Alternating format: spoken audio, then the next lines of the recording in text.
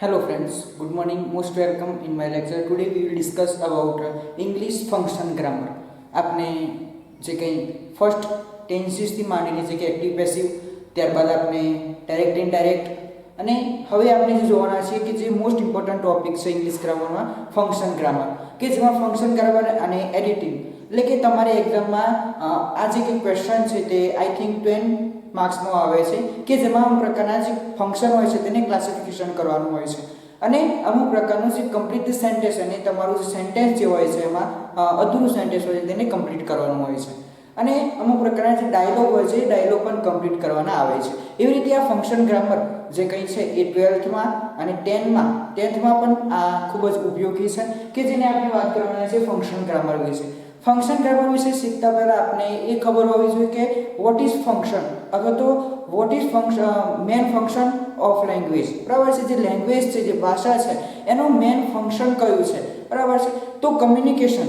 બરાબર છે, તો કમ્યુનિકેશન જે કંઈ છે એ કમ્યુનિકેશન એ લેંગ્વેજનું મેન ફંક્શન છે. જ્યારે બી આપણે વાત કરતા હોઈએ છીએ ત્યારે આપણે દાખલા તરીકે કોઈ બી વ્યક્તિ પોતાનો પરિચય આપે છે તો તેને આપણે ઇંગ્લિશમાં એક ફંક્શન થયું ઇન્ટ્રોડક્શનનું. કોઈક વ્યક્તિ આપણને સલાહ આપે છે અથવા તો આપણે કોઈને સલાહ આપીએ છીએ તો તે થયું એડવાઇસ, મીન્સ કે એક્સપ્રેસિંગ એડવાઇસ. બરાબર છે, તો એ તમે કોઈને સલાહ આપી કહેવાય. એવી રીતે તમે કોઈક વાત કરો છો પરંતુ એમાં તમારો વિરોધ ભાવ છે. એક્ઝામ્પલ તરીકે જોઈએ તો જે કંઈ તે ખૂબ જ હોશિયાર છે છતાં પણ તે ફર્સ્ટ રેન્ક પ્રાપ્ત કરી શકતો નથી, તો છતાં પણ જે આવે એ એક વિરોધ દર્શાવે છે. બરાબર છે, અથવા તો he is a very clever but he can not get first rank. તે ખૂબ જ હોશિયાર છે છતાં પણ તે ફર્સ્ટ રેન્ક પ્રાપ્ત કરી શકતું નથી. તો એ હોશિયાર પણ છે અને જે ફર્સ્ટ રેન્ક છે તે પ્રાપ્ત કરી શકતું નથી એવું તમે કહો છો, તો એક વિરોધ દર્શાવે છે, એક વિરોધભાસ દર્શાવતું સેન્ટેન્સ છે. માટે એને આપણે કોન્ટ્રાસ્ટ તરીકે ઓળખીશું. અથવા તો પછી બીજી એક વાત છે કે જ્યારે કોઈક શરત દર્શક વાત છે, જો હું આમ કરું તો આમ થશે, એવી શરત દર્શક જોતો વાળી જે કંઈ વાતો છે તેને આપણે કન્ડિશનમાં મૂકશું, શરતમાં મૂકશું. એક્ઝામ્પલ તરીકે if you will work hard you will get good marks. જો તમે સખત મહેનત કરશો તો તમારે જે કંઈ માર્ક્સ છે તે સારા આવશે. એ રીતે આપણે એને એક કન્ડિશન્સમાં મૂકી શકીએ. તમે એક શરત છે જો તમે વાંચશો તો, જો તમે મહેનત કરશો તો એક જોતોની વચ્ચે જે શરત આવે છે કે જે તમે પાછળનું જે કંઈ દાખલા તરીકે if you reading more so you will get good marks in exam. બરાબર છે, તો તમે વધારે વાંચશો તો તમારે સારા માર્ક આવશે, પરંતુ સારા માર્ક્સ આવવા માટે શું કરવું પડશે? વધારે વાંચવું પડશે. તો એ વધારે વાંચવું, વધારે મહેનત કરવાની જે કંઈ છે એક શરત થઈ, માટે તેને આપણે કન્ડિશન કહીશું. એવી રીતે જુદી જુદી પ્રકારની હેબિટ. બરાબર છે, હેબિચ્યુઅલ એટલે કે જે હેબિટ મીન્સ કે આદત, એ આપણે જુદા જુદા જે કંઈ ફંક્શન છે એના વિશે આપણે માહિતી મેળવીશું. આજે આપણે જે કંઈ ઓનલી ઇન્ટ્રોડક્શન જોવાનું છે કે આ ફંક્શન ગ્રામર છે શું. તો ફંક્શન ગ્રામર અને એડિટિંગ. ઇન્ટ્રોડક્શન છે. ફર્સ્ટ જો મેં કહ્યું તેમ what is the main function of language. બરાબર છે, લેંગ્વેજનું મેન ફંક્શન કયું છે? તો લેંગ્વેજનું મેન ફંક્શન જે કંઈ છે તે કમ્યુનિકેશન છે. મેં કહ્યું કે જ્યારે તમે બે વ્યક્તિ જ્યારે કમ્યુનિકેશન કરે છે ત્યારે તેમાં જુદા જુદા પ્રકારના ફંક્શન ક્રિએટ થતા હોય છે. એ વ્યક્તિ પરિચય આપતો હોય તો તેને ઇન્ટ્રોડક્શન કહી શકાય. એ વ્યક્તિ કોઈને સલાહ આપે છે તો તેને આપણે એડવાઇસ કહી શકીએ. એ વ્યક્તિ કોઈનો વાત તો કહે છે પરંતુ એક વિરોધભાસ છે એના વાક્યમાં, એની વાતમાં, તો આપણે એને કોન્ટ્રાસ્ટ કહી શકીએ. એની વાતમાં કોઈક શરત દર્શક બાબત છે તો તેને આપણે કન્ડિશન કહી શકીએ. એવા જુદા જુદા પ્રકારના અનેક પ્રકારના ફંક્શન આવે છે કે જેના વિશે આપણે માહિતી મેળવવાની છે. હવે આ ફંક્શનને ઓળખવા કઈ રીતે?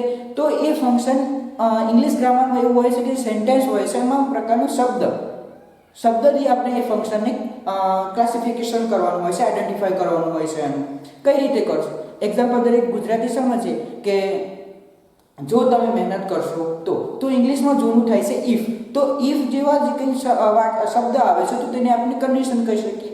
પછી એક્ઝામ્પલ તરીકે જો તમે મહેનત he is a very clever but he can not get first rank. બરાબર છે, તે ખૂબ જ હોશિયાર છે છતાં પણ તે ફર્સ્ટ રેન્ક પ્રાપ્ત કરી શકતો નથી. તો છતાં પણ જે કંઈ શબ્દ છે એ છતાં પણ શબ્દને ઇંગ્લિશમાં આપણે કહી શકીએ કે ઇન સ્પાઇટ ઓફ અથવા તો થગ.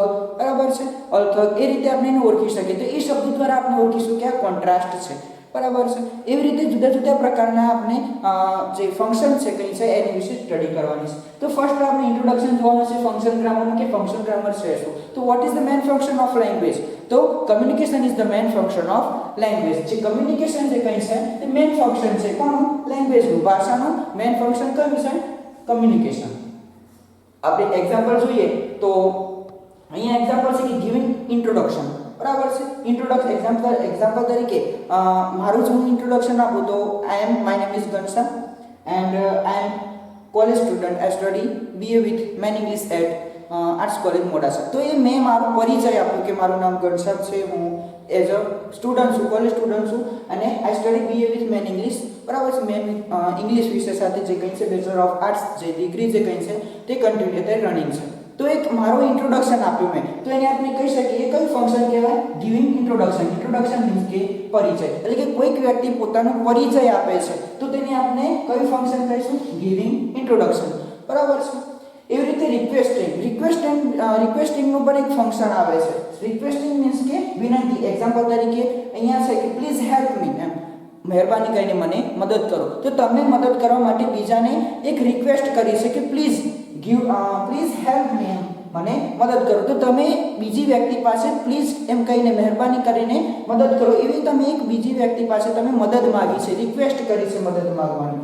બીજું જે કંઈ છે કે would you give me a pen. બરાબર છે. તમારી પેન જે કંઈ છે તે મને આપશો. તમે એક રિક્વેસ્ટ કરો છો. બરાબર છે કે તમારી પેન જે કંઈ છે તે મને આપો. તો એક તમે રિક્વેસ્ટ કરી કહેવાય એના માટે. બીજું છે કે પ્લીઝ ડોન્ટ લીવ વિથ મી, એટલે કે મારી સાથે ખોટું બોલશો નહીં, મહેરબાની કરીને મારી સાથે ખોટું બોલશો નહીં. તો એ પણ તમે એક બીજી વ્યક્તિને એક રિક્વેસ્ટ કરો છો કે મારી સાથે ખોટું બોલશો નહીં. અથવા તો please give me a pen, please give me drink water glass. એવી રીતે તમે કોઈ બી પ્લીઝથી તમે અથવા તો કોઈ બી રીતે કોઈક વિનંતી કરે છે તો તેને આપણે કહીશું રિક્વેસ્ટિંગ.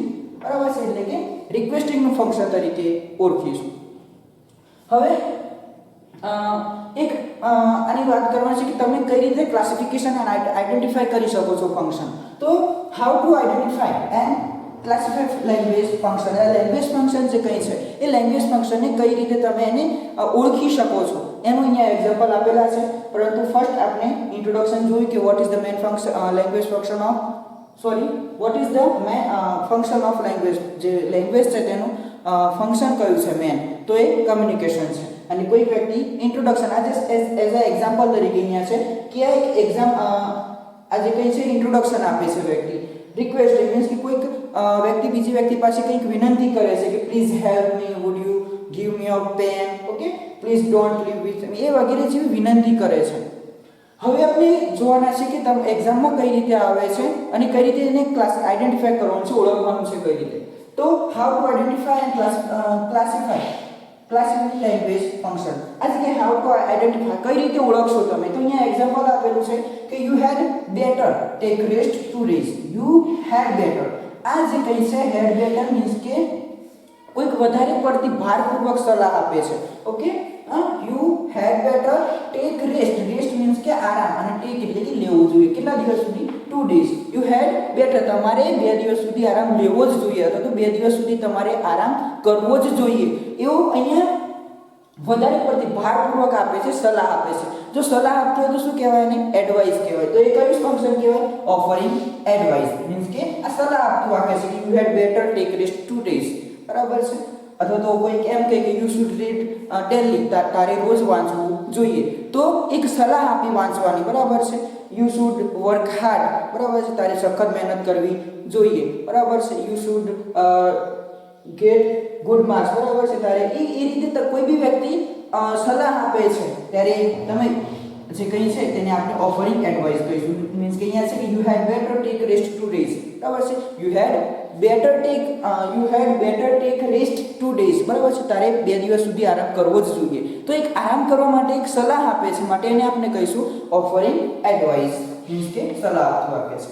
એવી રીતે બીજું જે કંઈ છે કે he is clever but not get first rank. તે હોશિયાર છે છતાં પણ તે ફર્સ્ટ રેન્ક પ્રાપ્ત કરી શકતો નથી. બરાબર છે. તે હોશિયાર છે છતાં પણ તે ફર્સ્ટ રેન્ક પ્રાપ્ત કરી શકતો નથી. તો અહીંયા હોશિયાર પણ છે અને અહીંયા બાજુ નકારાત્મક વિરોધાત્મક બતાવ્યું છે કે નોટ ગેટ ફર્સ્ટ રેન્ક. હોશિયાર પણ છે અને ફર્સ્ટ રેન્ક જે કંઈ છે તે પ્રાપ્ત કરી શકતો નથી.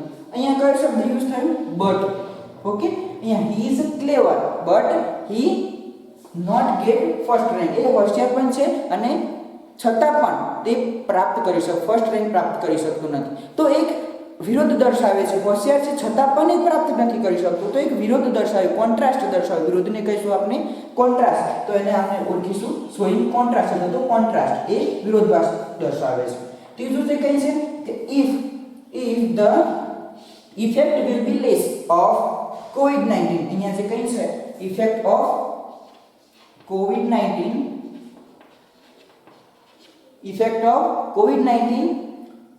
if the effect will be less of COVID-19, students go to school. આપણે જાણીએ છીએ કે જે કંઈ અત્યારે અનલોક 4 માં જે કંઈ સ્કૂલ અને કોલેજ જે કંઈ છે, એજ્યુકેશનલ ઇન્સ્ટિટ્યૂટ જે કંઈ છે તે બંધ છે, જે સરકાર, કેન્દ્ર સરકારની ગાઈડલાઈન પ્રમાણે. તો ક્યારે ખુલશે? જ્યારે જે COVID-19 જે કંઈ છે, જે પેન્ડેમિક જે કંઈ છે એ જ્યારે એની વાયરસનું જે કંઈ ઇફેક્ટ છે તે ઓછી થશે, બરાબર છે, ત્યારે જે કંઈ વિદ્યાર્થીઓ છે તે સ્કૂલે જઈ શકશે. મીન્સ કે if the effect will be less of COVID-19 virus, student go to school. Okay, જો કોરોના જે કંઈ COVID-19 ની જે ઇફેક્ટ છે તે ઓછી થશે તો વિદ્યાર્થીઓ સ્કૂલમાં જઈ શકશે. એટલે કે જો તો એક શરત દર્શાવે છે, જો COVID-19 જે ઇફેક્ટ છે તે ઓછી થશે તો જ જે કંઈ વિદ્યાર્થીઓ છે તે સ્કૂલે જઈ શકશે. એટલે કે if the effect will be less of COVID-19 virus, student go to school. બરાબર છે, જો વાયરસ જે કંઈ છે COVID-19 જે ઇફેક્ટ છે તે ઓછી થશે તો અને તો જ આ વિદ્યાર્થીઓ છે તે સ્કૂલે જઈ શકશે. મીન્સ કે જો તો આવે છે માટે એક શરત દર્શાવે છે. તો if the effect will be less of COVID-19, student go to school. એક એક્સપ્રેશન કન્ડિશન કહીશું. શરત મીન્સ કે કન્ડિશન, એક શરત દર્શાવતા વાક્ય છે માટે આપણે ઓળખીશું આને શરત. એટલે કે આ કઈ રીતે ઓળખવાના? તો અહીંયા યુ હેડ બેટર, આ જે હેડ બેટર જે કંઈ છે તેનાથી આપણે ખબર પડે કે આ જે કંઈ છે એડવાઇસ આપે છે, બરાબર છે, એડવાઇસ આપતું, આ એડવાઇસ આપતું જે ફંક્શન છે આ. પછી અહીંયા છે કે he is a clever but not get first rank. તે હોશિયાર છે છતાં પણ તે ફર્સ્ટ રેન્ક પ્રાપ્ત કરી શકતો નથી. તો અહીંયા જે બટ જે કંઈ છે, આ બટ જે શબ્દ છે એને આપણે એ બટ શબ્દ દ્વારા આપણે કહી શકીએ કે આ કોન્ટ્રાસ્ટ દર્શાવે છે, વિરોધ દર્શાવે છે. બટની જગ્યાએ યટ આવી શકે છે, અલ થગ આવી શકે છે, થગ આવી શકે છે, એવા ઘણા બધા જે શબ્દો છે તે આવી શકે છે, જેના વિશે આપણે ડિટેલ લેક્ચરમાં આપણે ડિસ્કસ કરીશું. અહીંયા જસ્ટ એક્ઝામ્પલ અહીંયા બટથી આપણે ઓળખી શકીએ કે આ કોન્ટ્રાસ્ટ છે. પછી અહીંયા છે ઇફ હોય, ઇફ નો અર્થ થાય જો if the effect will be less of COVID-19 virus, the student go to school.